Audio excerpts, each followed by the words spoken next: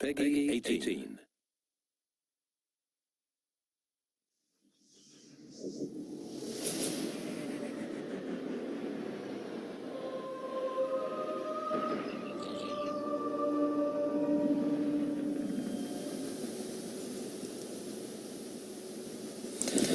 Hello everyone. Welcome. I'm John Raffis. We're coming to you live from Fair Studios, beaming to you from the multimedia room to Twitch, YouTube, the live event player in the PS4, hell, even Facebook. Everywhere this morning. DLC 3 Descent, the third downloadable content pack offering from the studio. And to do that, we're going to cover all things zombies and multiplayer things.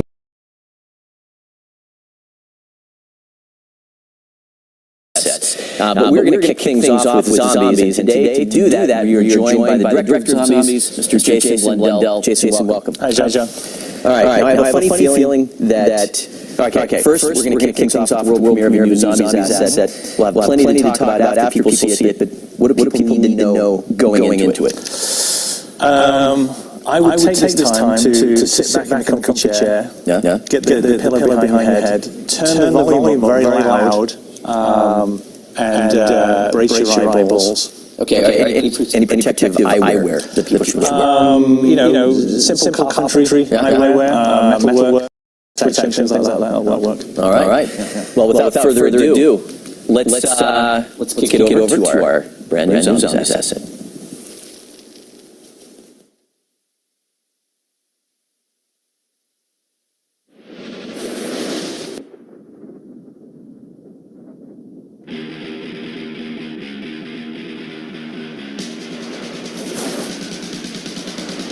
This was part of the plan with the man, not exactly! You like to gamble, I'll tell you how you man. Win some, lose some, it's all parachute!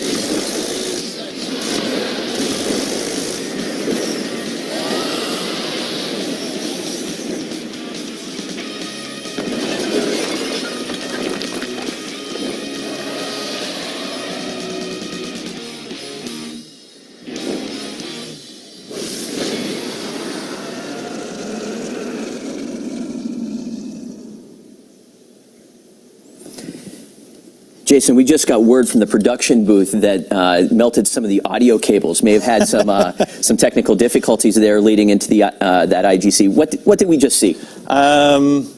What didn't you just see? We saw some dragons. We saw a huge mech. We saw Nikolai in that universe. We saw some zombies as well. But it was all set to the awe-inspiring tune of Ace of Spades by Motorhead. I know, right? Coming at you, full frontal. It really just kind of sets the mood. I mean, that's the kind of piece it is. And DLC 3 really is...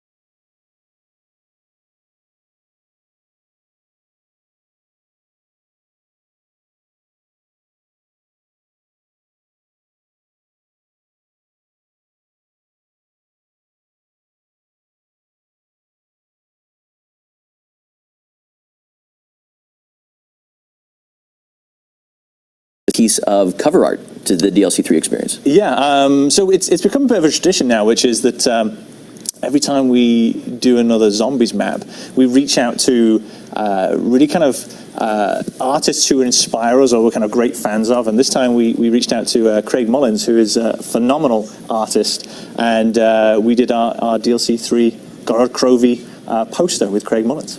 And what was his response when you called him up and said, "I want you to do this City of Blood thing"? He's fantastic, and he's the way he kind of it's hard to talk about this without getting a little bit too arty, but the way he kind of captures light and the feeling of that kind of chaos and the city on fire was really inspiring to us. He works very quickly, but then super detailed as well. So each time we kind of get a different artist in, we want to have them represent their style, and I think this is a fantastic piece that kind of really talks about the energy for this map. I'm gonna have to wash some of that artiness off, man. I think I got some on me. So, but the what you guys are doing with zombies and on the zombies front doesn't even stop there. We've got some news coming up for the end of July, right? Yeah. So, what are you going to be up to on July 21st? How do you want to frame it? Well, if I look at these handy-dandy notes, I seem to think that you will be at San Diego Comic-Con to unveil a new comic book. You heard it here first. Yes, it's now's the time to kind of talk about that. Yeah, we're going to be going to Comic-Con. We are working with our partners, Dark Horse Comics, and doing a zombies comic series.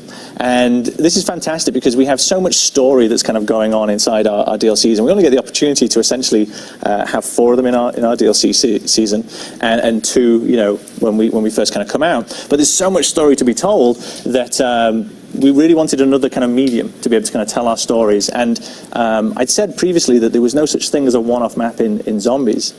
And to hold true to that statement, I really needed other kind of outlets to kind of tell these stories and connect everything together. So if you're a zombie story guy, the comic is an essential part to be able to understand some of the kind of connections going all the way back to the beginning of our 8-year story. It allows us to connect certain things and set us up possibly also for the future. So incredibly excited and happy about that.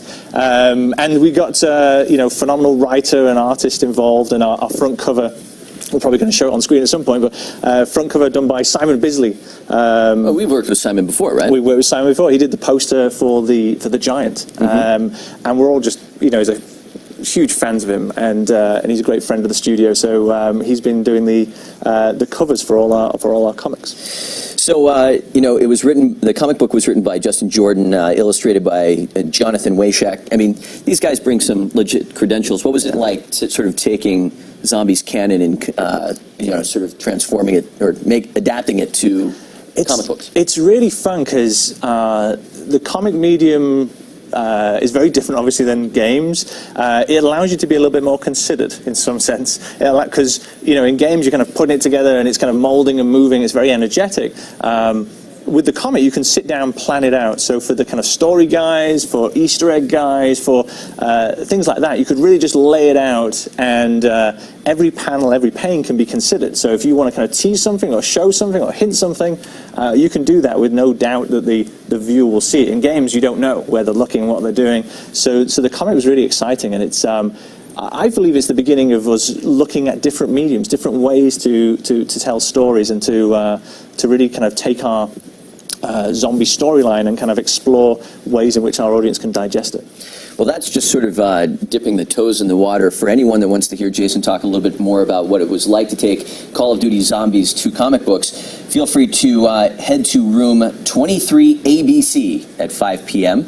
on July 21st, whenever Jason joins the Dark Horse comic books, video games, comics, level up panel. That was only a mouthful. That was a short title. That was a short title. Yeah. But it doesn't stop there, does it? Actually, that's the 5 p.m. showing. At noon, you and Craig Houston, yes. I mean, you guys developed this story. You'll be doing a comic signing on the show floor at booth number 2615 at the Dark Horse comic booth at noon with Craig. I'm glad you've got these cards, because there's no way I could remember all this stuff. Yeah, right. Me too. So, all right. We covered quite a bit. We have Gorod Krovi coming tomorrow as part of Descent. We've got San Diego Comic-Con Thursday, July 21st. Call of Duty Zombies. What haven't we covered? What do we need to cover off before we head on to multiplayer?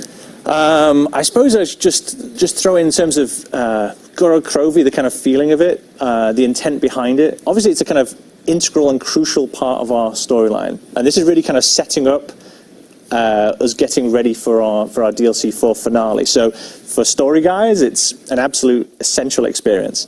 For gameplay guys, a lot of the things that we've been putting in place through this whole season really kind of comes to a fore in Gorod Krovi. A lot of the kind of work that the team, because the team works incredibly hard setting all this stuff up, I think is phenomenally executed inside Gorod Krovi. And so I'm hoping from a gameplay perspective as well, people really enjoy this experience, because it's been absolutely a labor of love. And I think it kind of harkens back to some of our older style stuff back in the World at War, back at the World War II kind of days at the Treyarch Studios, but also kind of brings in a lot of the kind of learnings and experience we've got through our zombie series so far. So I think it's a really fun experience, and I hope people enjoy it. All right. Gorod Krovi coming out tomorrow as part of Descent. But also as part of Descent, we've got 4 new multiplayer maps. And shortly, we will have the studio's own Miles Leslie and Matt Schrantz on hand to talk a little bit more about those. But for right now, let's get to the multiplayer goodness and premiere our new multiplayer trailer. Check this out.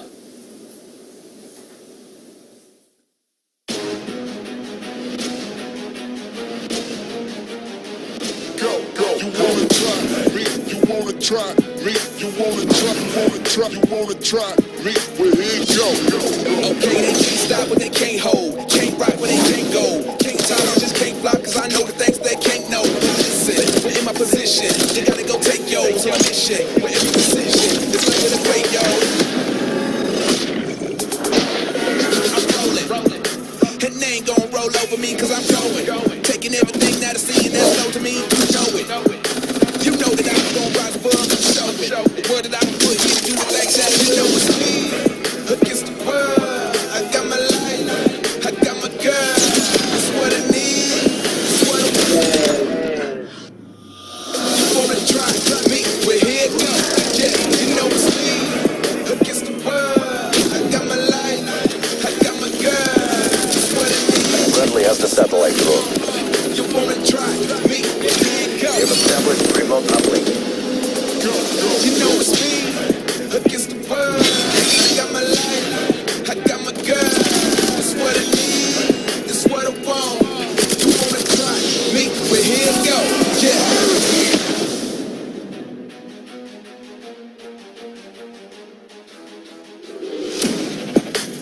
Get the season pass now. 4 DLC packs, 1 great price.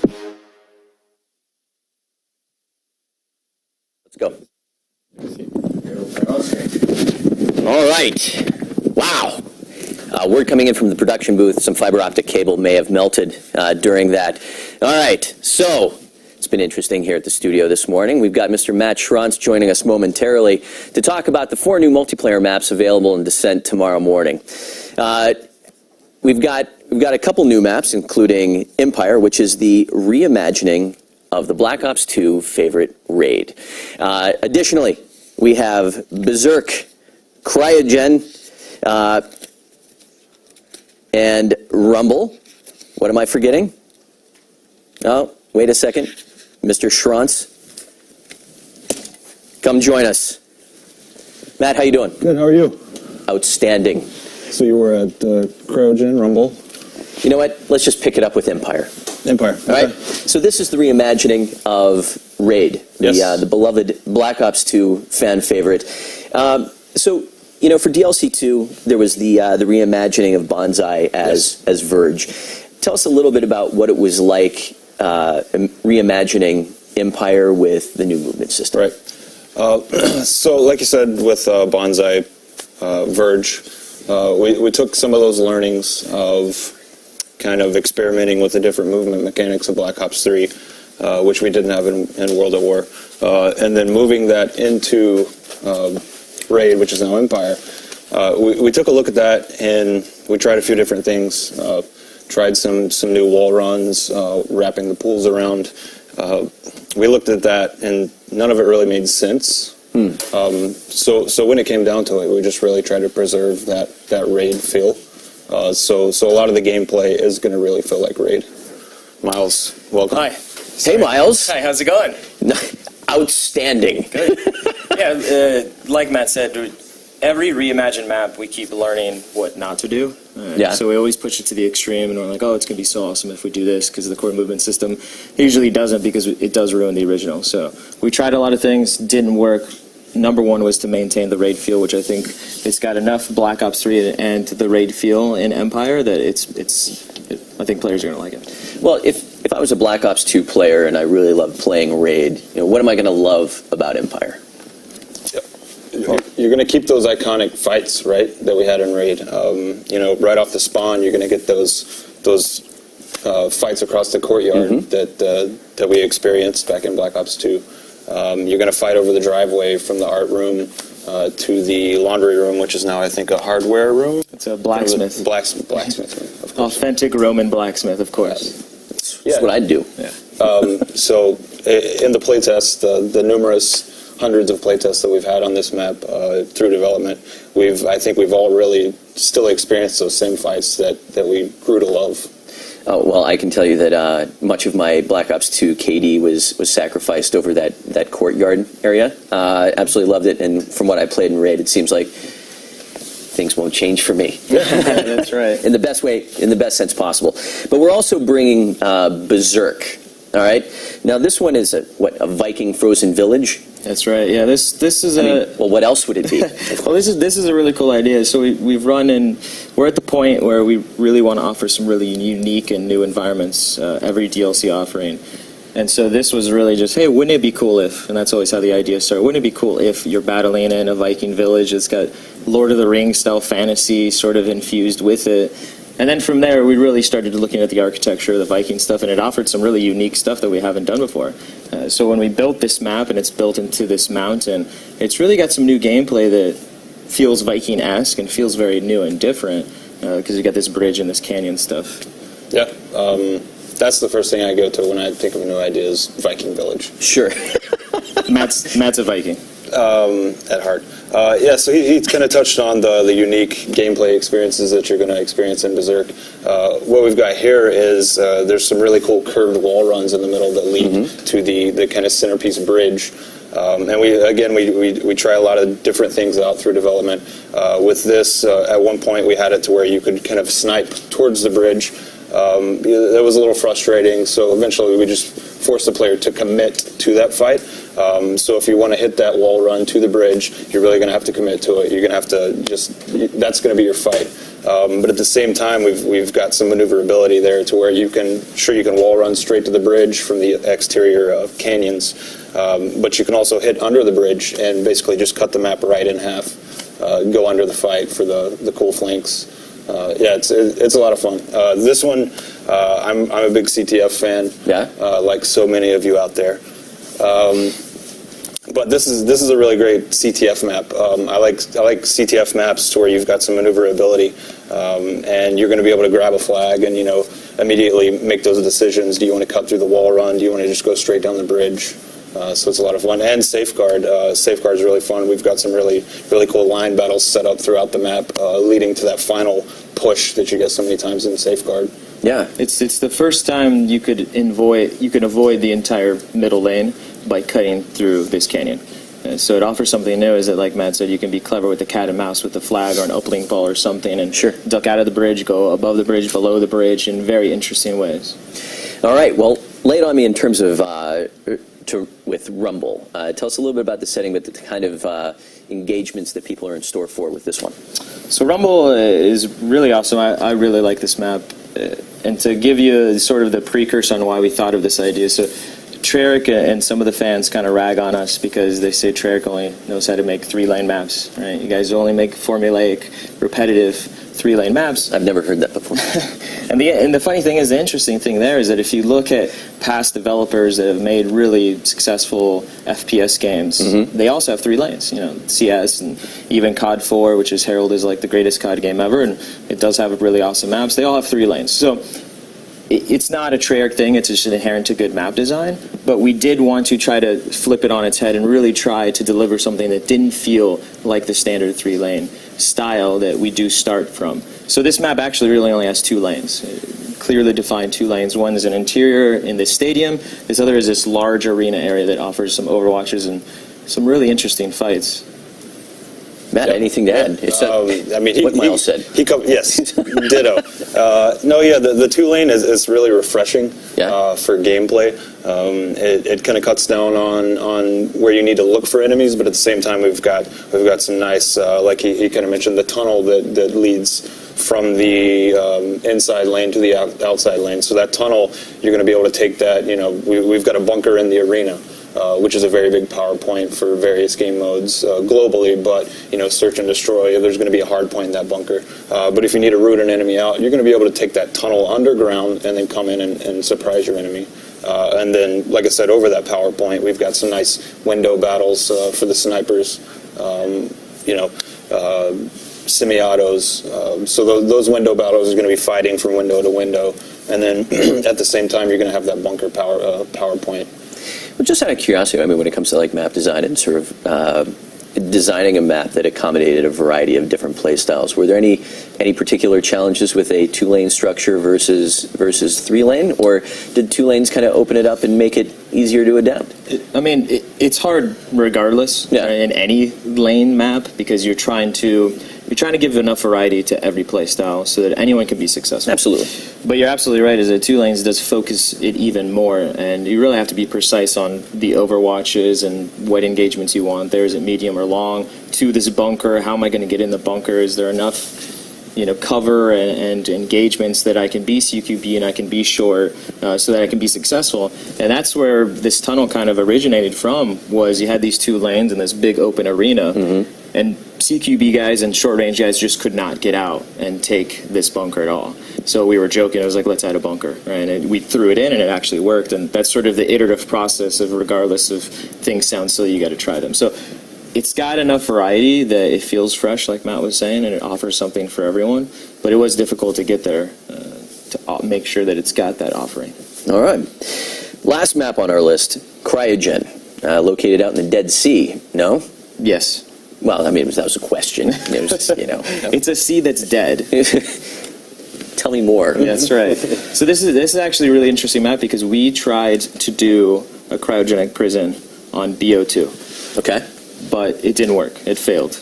We cut it internally. It just didn't work. We didn't have the tools and the design that we wanted, that we felt good about doing it. So we've always had this idea to bring it back. And with the Black Ops 3 core movement system and everything else, it was the right time. And it felt right when we were designing it to bring it back. So it's really got some interesting stuff with this sort of King of the Hill aspect that we've got going on in the middle.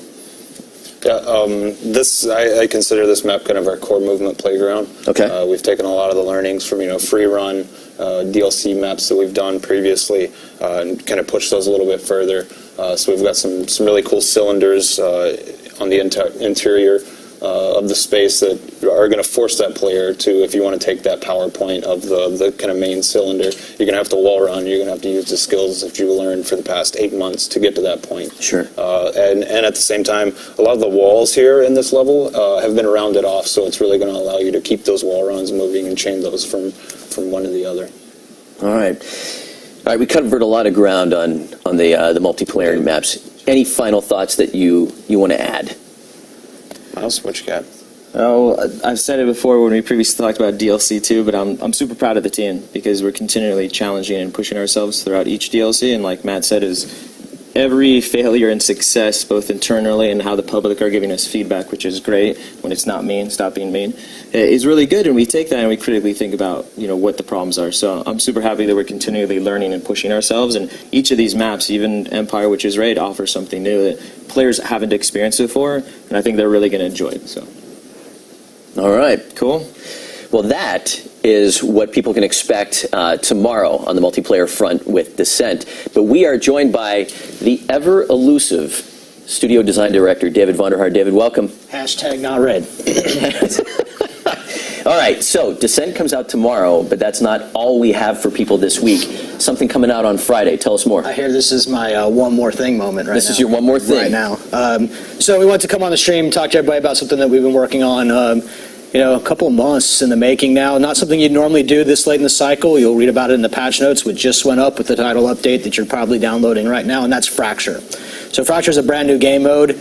We're going to put it out on Friday. We're going to put it out in the bonus playlist. And what this does is allows us and you to work together to try to figure out what Fracture will need from all of us to promote it into that core category, right? There's a lot of playlists in this game. Every time you do a playlist, you split the matchmaking up just one more tiny, small groups of players. So it's actually really important for us to get that right always and make sure that we have a healthy, sustained population so you can find good matches in there. Fracture is really exciting for us. It's really fun for us to play internally. I think you get a lot of really kind of heated conversation about sort of how to pivot the mode and what's the best parts of it and where to take it. And we're having a lot of fun with that conversation. So working with Dan Bunting and the team, we really thought the best way to go about that was to actually just stop holding on to it as we were doing and give it to you so that we can kind of extend the conversation that we're having internally into you. So I'm sure our friends at Reddit and other places will help us create the official places to have that dialogue and conversation. So on Friday, probably around 10 a.m., Fracture will be in bonus. So you'll bonus Fracture, and then you can play it. Matt, why don't you tell them about Fracture? Yep. So Fracture, thank you, Vaughn, by the way. So when we set out to bring a new game mode, we had a bunch of ideas. It's kind of how we did with Safeguard. But we know that two teams focused on a single objective is fun. We found that from Hardpoint. We found that from Safeguard. We realized some other game modes in in Black Ops 3 are very popular, like Kill Confirmed, with the act of killing an enemy and him dropping an object. So we kind of threw all of that in the mix, and we came out with Fracture. So what Fracture is going to be is two teams pitted against each other. When you kill an enemy, he's going to drop what we call a core file. Mm-hmm. You'll see that on the ground as an orange object. It's a unique asset to the game, so it won't look like anything else. You'll want to go pick up that core file, similar to how you would in Kill Confirmed. But the difference here is that once you pick that up, it's going to be on your person. You're going to hold that. You'll be able to see how many core files you're holding. You can hold up to 10. And then in order to score for your team, you're going to want to go find the Fracture site, which is the deposit point. So you want to take all of your core files to the Fracture site. That Fracture site's going to be online for about a minute when it releases on Friday. And you want to stand in that deposit point. And as you stand there, you will deposit your core files. That's how you're going to score for your team. So it takes about quarter second per core file, so it's not you don't just get to run and then that's it. You go there, and if you have a lot, it's very satisfying. Score sort of building up. It's a 25 score per event. The mode can have really big swings. So I think what's pretty interesting from the scoring side for us that you don't normally see is normally there's the score goes up by 1. Here the score can actually be 5 and then go up to 10 because someone drops into the fracture point, pops out 5. You can really you cut somebody off, take out them, pick up all the core files that they were carrying, take all those back and capture them. And you can get these kind of very interesting swips. I think we have a 10-minute timer right now, and it's 60 fragments. Yep. So the games are lasting 7 minutes, 8 minutes, somewhere in there. Yeah, about 8 minutes. Yeah, so it's it'll play in sort of the Call of Duty time that you're all familiar with and like, but you can get those kind of weird swings. Guys like Miles who like to sort of chase the edges of the map and mop up. He can come back and get you when you least expect it. The best feeling in the world, and I can't wait for the public to feel it, is when you see a guy and you see that he's got the little orb, which means he's carrying stuff, and you kill him and pop him, and all the core files blow up. Yeah. It's like candy. It's like a piñata, right? You just want to go get him, but then that's the really interesting gameplay mechanics is, do you go out and get it? When? Do you wait for your team? Yeah. Right? There's a lot of new things that have added upon all the other game modes that we've sort of taken into this soup, basically, and out's come Fracture, and it's really fun, and I think players are going to enjoy it. You guys have it running in all the maps, right? We didn't hold back on any maps, so we can try small, medium, and large maps, kind of get a different thing. How many fracture points are there usually per map? Typically about 4 per map. About 4, and they're rotating linearly or randomly? Right now, we always start at the middle one, and then we'll go random from there, but that's one of the knobs we can kind of turn. We can go completely random, we can go linear like hardpoint. For right now, it is random. So why do we do random instead of a linear fashion? Yeah, I will tell you. Give me a chance. So, like with hardpoint, we really wanted to push that structured setup at the next hardpoint, set up your defenses. But with this and with the possibility of such big swings in the score, we found that random worked a little bit better after the first one, just for the simple fact that we didn't really want teams to set up too hard at the fracture sites. We want to give people a chance to get in there. Now, once it's online, sure, you can set up, but you're not going to know where it's going to be until it shows up online. But again, that's one of those knobs we can turn. I think this game mode is really, what we've seen internally, is it's forcing you to play with your team. You can lone wolf, right? But it's going to be extremely difficult because if you die and you drop those core files, you've essentially given it to the other team. So you're encouraged to really stay by your team and protect them and pick up their core files and really work as a team. You find inspiration wherever you can as a developer. In this case, for me, the thing that was really kind of inspiring, the reason why I really like the mode is I like the pack hunting mentality. Mm-hmm. I like when 2 or 3 of us kind of roll together, sort of pick up each other's messes, and then if you go down, then I can pick up what you drop. You get this kind of really kind of escalating tidal wave of awesomeness that happens when you score in. And Friday, 10 a.m. See you there. But what I thought was really cool is that, going into the bonus playlist. First of all, this thing is ready for prime time. But it's fully polished. What the team has done is, sort of open up the door to sort of tweaking and tuning and moving it to the core playlist. Yeah, we've obviously done lots of tuning in the game throughout the 8 months that we've been out with Black Ops 3. But normally we go in and we're pretty confident, this is the rules the mode should have, this is the score limit, this is how the spawning should work. And we're confident here too. There's a lot of us who think that the mode will play really good as is. But there's the dialogue. I think the fun part now is after 8 months of Black Ops, you can actually have a conversation with people about sort of, what are they experiencing? And then you maybe use it as a learning opportunity to teach how to work with the developer to kind of polish something in a certain way or take it a certain direction. So, mostly it's we have these conversations. We have them every time we play test. So how do we have that conversation with fans? How do we have that conversation with players? That's what I want to get out of it. That's what I'm really excited about. So Matt and I would talk a lot about, the importance of positive spawn influencers for friendlies in the mode.